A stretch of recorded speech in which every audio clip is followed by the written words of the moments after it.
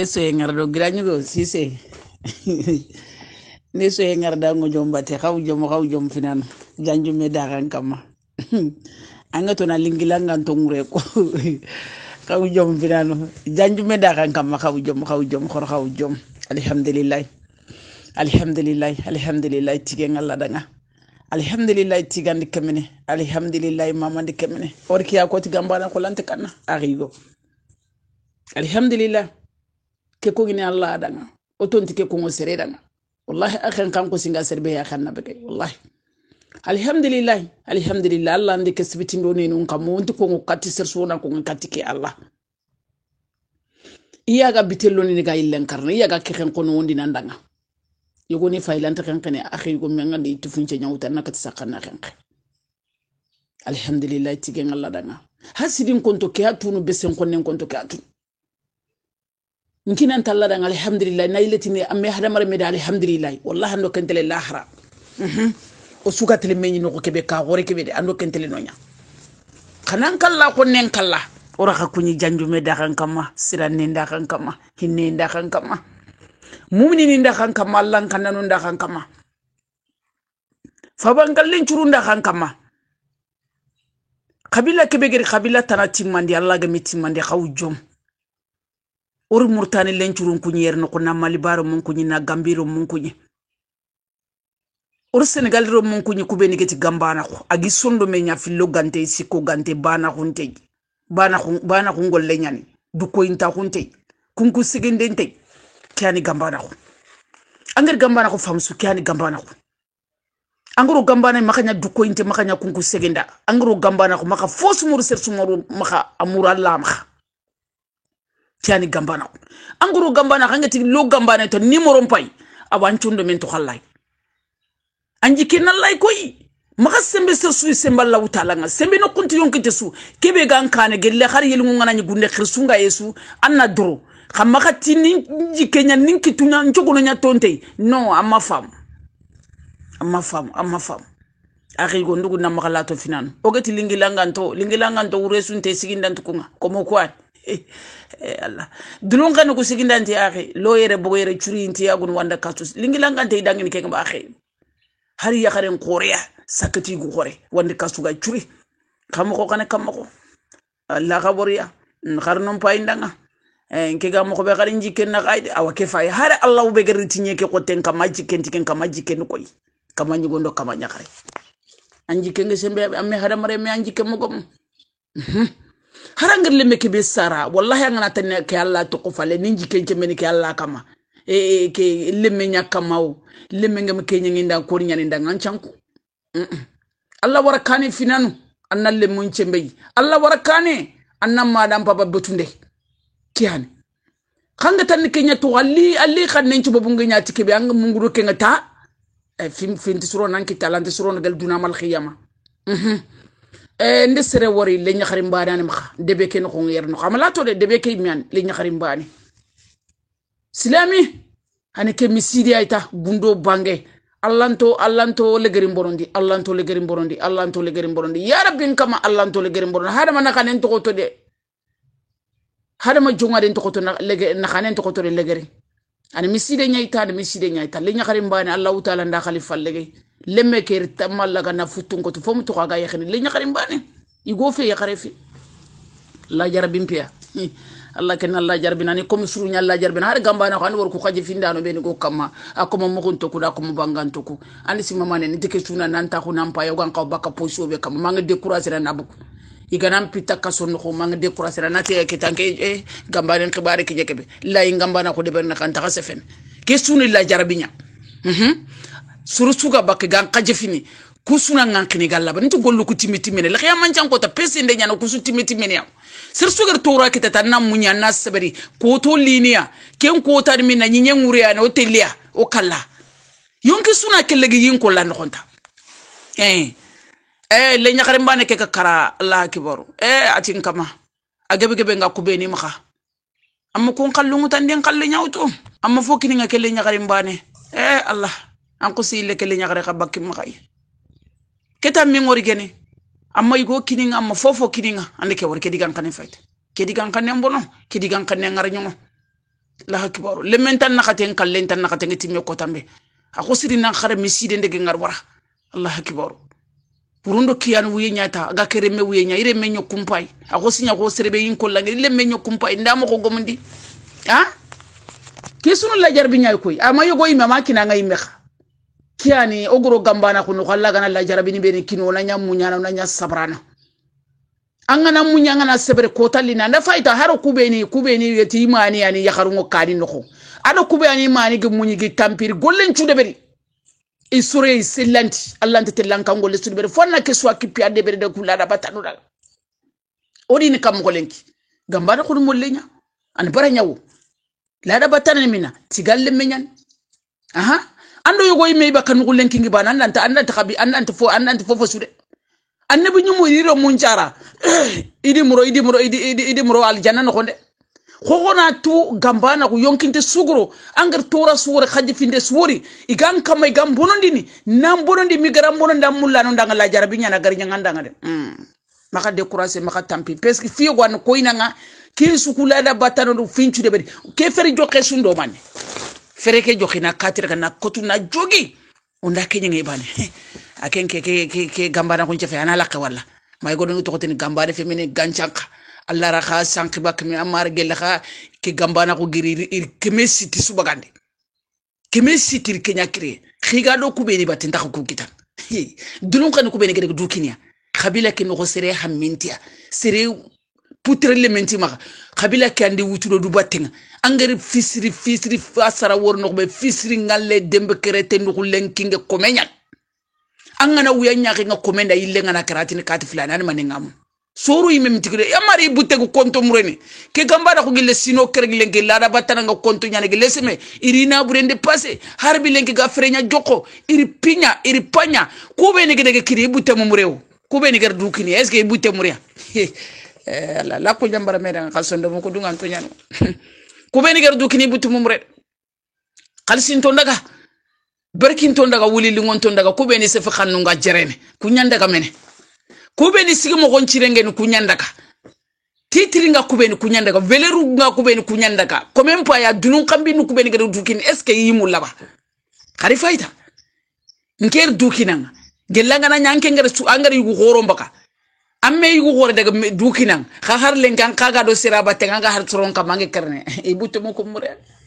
nke ya khare nyanda ka e dulun kharaga dukinan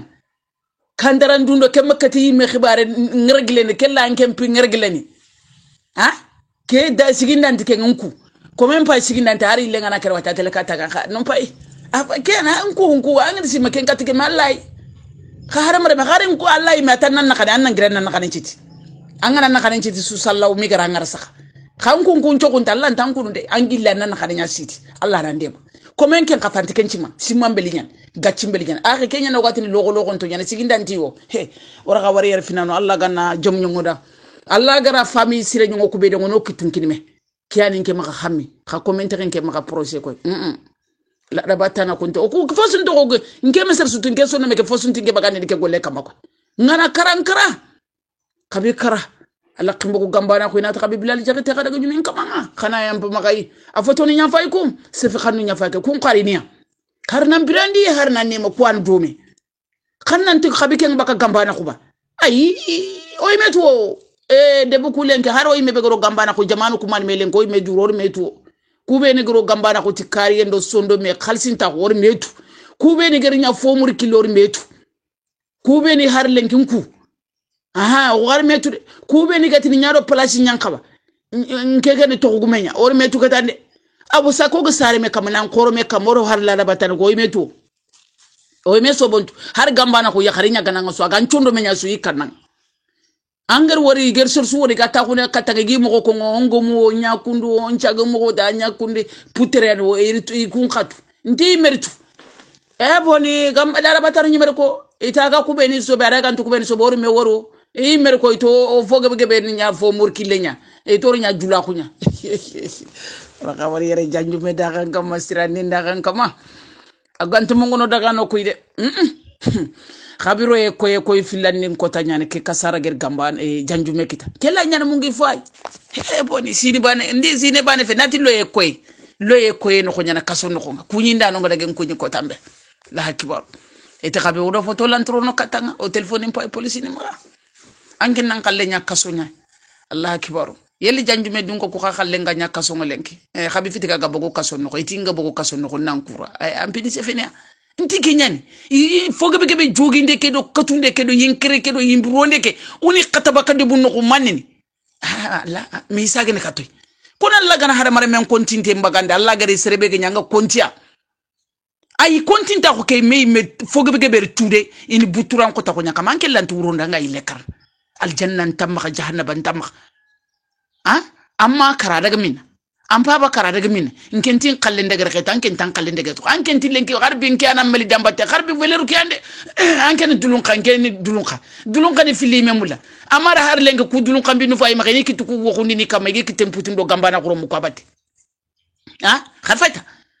inki ambara har lenki dulun kan nya fay brick brigani wure ke no ilenga na kere kun ko no sugo na igu manda xare ga brick brigani wure du selande de ke do du susane do na fa ko ke har lenki fay kitu ngo ni do kunya batte ifai wure de ikitu fa futi do gambana ko mo kwai la korondaga o kuda ko o daga yimedu lahi o kuro dulun kata yo kuma anisi ma ku sefene dulun kay medanya kandaran dundo marba kan tigene o kun sef enke ku tantinke maka o serbe gari ko intindu mulla siringa do sirimba takara ndo siringa naro menjanga ko makana ko anda ganaro menjanga ko ndisima de anaramba ngan kana daga bang anda ga masalang anan kiri an kana kiri kenyan khakota sanya gala khitu nya anke ni simanke ngandumula anke ni sima ku gade dirkhitara ke di batte ga logo ke di batte ngi mulla koronda ka ora ka kunyi na khanta khasuwang faran kunyi de nya fa ko do gira nyugo ke wojo ke logo nto kudo kubeni lingi langan to kusiginda gantide ke andi siginda gantsere mana lingi langana mena gira nyugo ko khati kusonto ngere foni fayde gira nyugo ampa ise fa har yugo ni fagi nyakami ki gambana kono parce que comment pas cha pour tout nya are comment pas ntetu soni nkonta bana inati okuba ngokunati nyange aga du sanje mene tege fonda mbana ga guni nati nyange ntetu debunta bana comment pas no kundunya kunyangu yogo ni afagi anyangi kasige be afagi bol ko maka golle ke no ko harbe ko mako ke afrengi foton akhi kelagal comment nyange ay ku foge ben walle ganar gambana ko ko me kite nyani yare o ganaru gambana ko benen kagana wullu foko bani ne fakene kempati gambane de gambane ke ni tampin talla ke nyani gambana ko gani kebe allo ta nyimiyai gambana ko gani kebe ananda kanenya sisni ni to nyanyi madi mpaba kama ni na kanen tonto aka bakem ko awo komo begi maka kanno ko tuguta ngadi kan kanu ben ko nga parce que komen kafa butente afa ntati ni kedanga mbi mo koto butento kome o yamari gati na khadu wide ke duwa ngenti do kome ba ana mo khadu wide nga ko kome duwa ngene ko bereka serbe gati ni mpinte mpi mo koto ngir ko menya worke ko me xare na ke ko ngi dam nyeta xende xar ke terene do ke loko do wande kana ko na kana ncime ati jaxate ati xantu tumande ati gide ko ne ati ko ati ke nyime banen ke fi mo koto nta ati mpi mo koto ke manye kunda ma to tike tuku ne ngakati ngidi manye tele kamanyu gunu ko bang mar fufu sunya ko kamanyu gunu ba tellement ke ngo konto butte wutu amma ganyi ko kamanyu gunu ba tege girman plena toro har len kan ke ngatina no kunya tabatun celan ar kenya ko ati ko ne ati ke kan duanya ndo ko batan koy parce que sara ke ganyi ki golle be kama nti sara ni golle go kama ma famu sara ke ni golle go kama ma famu akhi nti sara ni golle go kama ma famu an kana famu atai sara ke ganyi ki tampe be do ko kama ni baten en kana li lenki nanya fisirngal ay ati kenti yan fisirngal ko ne ke fi mo koto ati mpi ati fi mo koto nti ka suga ko me amara ati fi mo koto ntampi mo koto anke na dalake lomnu nangirndi khisu nangirnda lencharanto nangirndi har banke ngo konto ne kandwa nke khabli se fene comme nke no commentua comme ngana nya qur'an nke la yakhra ande kan ko me chol tike fi mo koto iri mani ka amma nyi manne igamma girni di gamma khono ndi ndisi manke ngar lenkan kan ko nyan ke gambana ko ngari o ko sembe me ke gambana khurti ayu ya kharan khora ko do yugo khora ko gambana khurti alla gamma ka kerti yugo khoro ndange ganni ya kharan khoro ndange ganni jerin tun ndange ganni dur ko tun ndange ganni munyun tun ndange ganni o fa ke nyan ne man ko ngoni kunya ndi tello ka ta khona siro ndo anke khonu sugo har lenkan ngatin tanke manyi kunya ngai len tangron kunya tar ko ngeda tankenti anken ken anno do kenya de o kugun ko kuma fi mokoto arke ya ko anam fi mokoto nan ngedi fi mokoto andi serbe katini fi mokoto le mun nangirinde khirsu nangirinde len charanto nangirinde parce que la da batana ta kawana yonki ta sunye ko tenkam ir sugwa inta ki kawana sirsu inta sere dorun kar kem pali ya khara qasima la jannati gir kedebel akana gir ko même pia ora khawari yer no khuna khanta laga nak yan khari nyora laga na gambana ko famay sire nyon gambana ko len churu jamanu nakati jamanu kargo yimena na nyan dur ko to no sondo mun labande katimi no kitun kitme o yan sumpo yan khat different to la xamu nke fa malia to ko burebe genke kama nke bega gambe aya nan kamay kebe ga gambe kama ni senegal kam kebe ga senegal kama ni murtani kam mande ndo nya sumpu mande ndo nya khati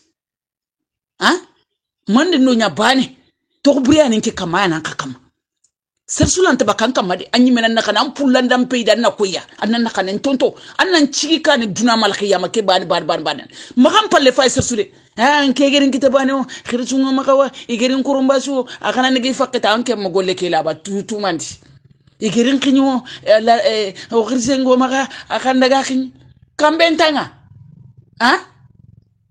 abo kiyandi beger famu bani kuana kun keke nyime ka hal moro mun ke mi gana ta ko gambara ko ngana suro yimme go ni trinka no alla antine yella nan kurwad ban irin kinyawo ko khirsen nangiri akanda ga kin kambentanga agaran kinyan kan tikin magaran kuro agaran la pura an kana kini ken gambana ko hadle munum pay gana fanke agaran koto so agaran panka so an katin mana an begel nu jahan kan daga an tambon tukade kiyani gambana khairin kinya irin kurumbasu an kan daga khirse an kan daga kurumbasu ari yimbelinga an kan daga yimbel an ke mafam to bure ke be gan ke mana khirse ke kamay marfanta maka lobontu maka kafantu maka lamuntu maka iger to bure be dan kamana khirsen kama fanna gambana ko famu ka na tuma duna na tuma lekhiya mora khawari de janjume na kiyen khari ngoda laga na fami mo sire ngoda Allah gando kanda Allah gando jom ngoda na jom takoy Allah gando tanga fidin konno imi ko imi tampide ikude diri wara igalo kube ni titri ndo weler no ko nyami kude da imi wara da serbe gatin Allah da batano nga sebri imi sebra bala ibundan ka tundi rore khende bogor khenya gaben isara no kun selle kunyan selle khelle meta fatanga funun ko nyane lemme tama jogo xama guga anda garen ko na kiyen khari nyora na sal financial nyora laga na jom nyora duna mal khiyam Allah ganda khari nyora na khari fatako Allah gando kanda Allah gando ko fukanda ndano ya rabbin kama Allah ngana gamba na khuro mun chondo mun khalsi kubeni gar famu anno sondo mun ngan khani labanti aljanna na nyama de jahannaba na nyama duna anna khani yembo sondo mun duna anna khani yembo serso gar to mur gamba na ko duna nan chondo me Allah kana duna khani yembo sondo ngiro gamba na ko mi gande place nyenge na ngam mi gandi nyakundwa jamanu nyammeñi de kabila nyammeñi de duna mu ma nyammeñi de anga nyamogosu anina khani nyai gamba na ko anna dugo mun suronta anga suro antango mun suronta suro anchuronta anga bono suro ke golle no ko yamboronta ka gore nyana la goro meñi ndano ko men